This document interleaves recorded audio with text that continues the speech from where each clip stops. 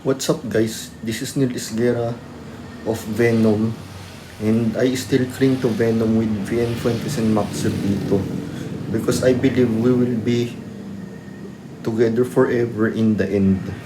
And this is why, because VN values leadership, and for that he should be leaded. So he needs Gash Olin, and that's the pun in there. And Gash Olin, I mean, lots of wet dreams or expulsion, sexually said. But that's just my joke. But it sounds true to Bien because we play with words in Venom. So that's why Venom will stay in Venom forever together with Asmak and Minil for Gasholin. And for Mac, he wants greatness.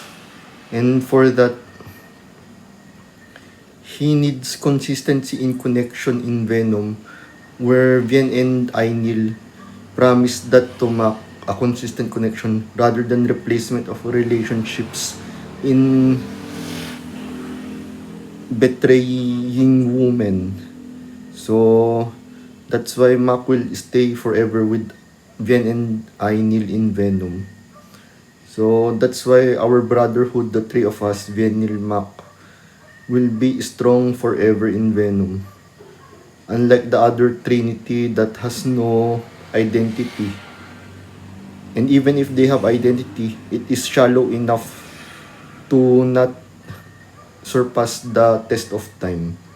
That's why Venom is one of a kind, because it is a true meaning of eternity and or forever. So that's it guys. That's my update between Vien, Mac, and Minil.